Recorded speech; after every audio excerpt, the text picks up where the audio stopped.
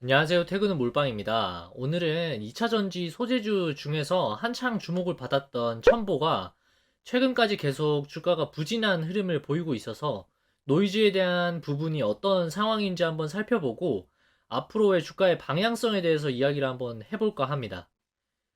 첨보가 2차 전지 밸류체인 내에서 어떤 위치에 있는지, 그리고 어떤 제품을 양산을 해서 판매하는 업체인지 잘 모르시는 분들이 많을 것 같다는 생각이 듭니다.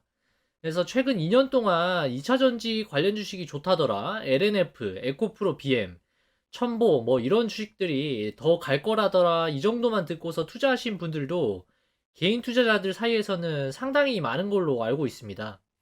먼저 2차 전지의 작동 원리와 구성 물질을 간략하게 이해를 하고 넘어갈 필요가 있습니다. 2차 전지는 플러스인 양극, 마이너스인 음극 이렇게 구성이 되어 있고 그 사이를 분리막이 막고 있습니다. 그리고 2차 전지 안에는 전해액으로 채워져 있습니다. 이온이 양극에서 음극으로 넘어가는 과정에서 에너지를 발생을 시키게 되고 이 과정에서 배터리가 방전이 되게 되는 것입니다. 전해액은 전해질 40%, 첨가제 30%, 용매 30%의 비율로 구성이 되어 있다고 하는데요. 첨보는 가장 큰 비중을 차지하고 있는 전해질을 양산하는 업체 중 하나입니다. 전해질도 종류가 여러 가지가 있는데 지금 시장에서 상용화되어 있는 리튬이온 전지의 95%가 LiPF6, 아직까지는 셀메이커들에게 가장 선호되는 물질 단계라는 이야기입니다. 첨보의 제품별 생산 비중을 한번 보시겠습니다. 최근 1분기 매출 구조를 보시면 70% 가까이 2차 전지 소재에서 발생하고 있는 상황입니다. 이 중에서도 첨보는 앞서 말씀드린 지금 가장 범용되고 있는 P타입 전해질을 만들어서 수출을 하고 있습니다. 현재 생산되는 전해질은 연간 3,500톤 중에서 2,000톤이 P타입 전해질입니다. 지난번 영상에서도 말씀을 드렸다시피 F전해질은 앞으로 첨보가 나아가고자 하는 방향성입니다. 차세대 전해질로 주목받고 있는 소재인데 이 F전해질의 경우에는 배터리의 안정성이 향상되고 수명 연장 그리고 고속 충전, 낮은 온도에서의 방전을 억제하는 효과 그리고 용량이 향상될 수 있다라는 장점을 가지고 있습니다.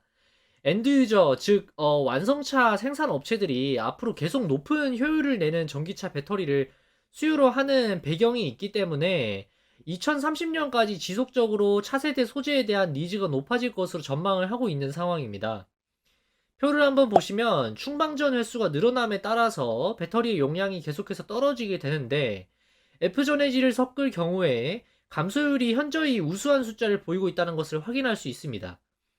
또한 아래 표에서 낮은 온도에서 전기 전도도가 기존에 범용되는 100% 피전해질의 경우보다도 우수한 수치를 보이고 있습니다.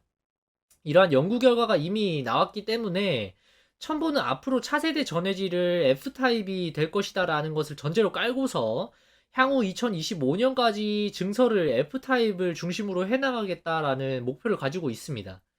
증설 계획표를 한번 보시면 지금은 P타입이 연산 2000톤 수준이고 F타입이 720톤 밖에 되지 않습니다만 2023년 말쯤이면 F타입 전해질이 연산 6000톤, P타입이 연산 3000톤 수준이 될 것으로 보입니다. 그러니까 F타입 전해질이 P타입의 생산량보다 훨씬 더 많아질 것으로 예상이 되어 있는데요. P타입도 수요 증가에 따른 증설을 하겠지만 F타입을 중점적으로 생산 규모를 확충해 나갈 계획을 가지고 있다라는 것을 명확하게 보여주는 그런 어떤 계획도입니다. 최근에 첨보의 주가가 많이 하락을 했는데 이유는 판가에 있습니다. 범용 전해질인 가격이 급락하고 있는 상황인데요. 첨보의 P타입 전해질은 대부분 중국으로 수출이 되고 있습니다. 중국의 대표적인 고객사로는 CATL과 BYD의 공급이 중인 것으로 알려져 있는데요. P타입 전해질의 판가가 지속적으로 하락하고 있는 원인은 크게 두 가지 정도로 요약을 해볼 수가 있겠습니다. 첫 번째는 중국에서 코로나 여파로 인해서 락다운이 있었고 이 영향을 받았다는 것입니다. 전해액이나 셀 업체들의 가동률이 많이 낮아짐에 따라서 수요가 감소했고 전해질 가격의 하방 압력을 가한 것으로 보입니다. 중국의 코로나 현재의 상황을 한번 보시면 급격하게 늘어났던 확진자 수의 추세가 안정을 찾으면서 미미한 수준의 확진자만 나오고 있는 것으로 보입니다.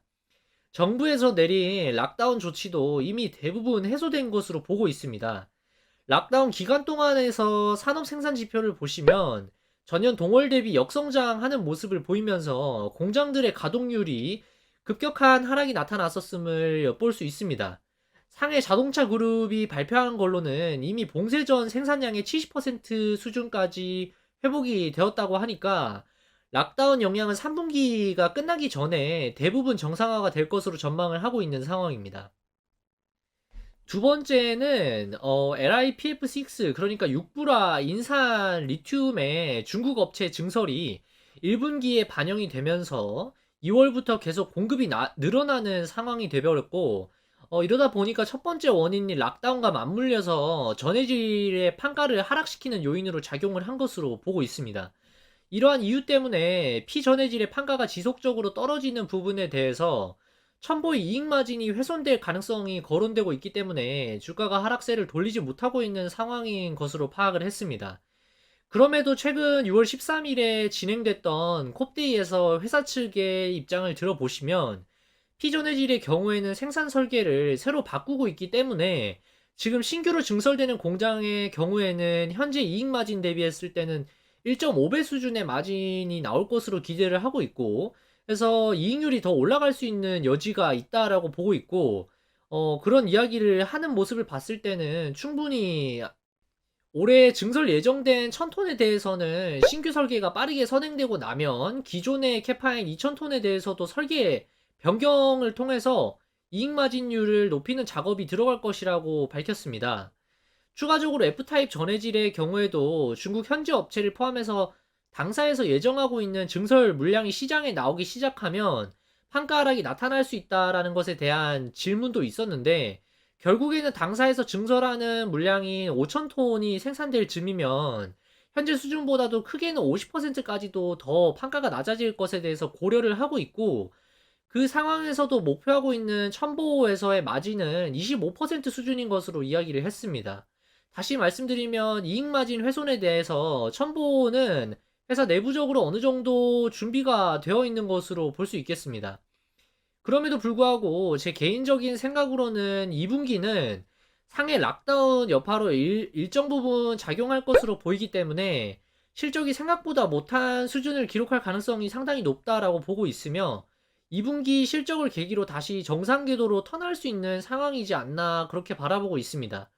본격적인 주가 반등은 2분기 실적 발표 시점쯤이 아닐까 싶은데, 최근에 계속해서 외부 자금 조달을 통해 증설하는 고성장 기업들에 대한 밸류에이션 부담이 있기 때문에 증시의 부정적인 상황 때문에 조금 더 조심할 필요는 있을 것으로 보입니다.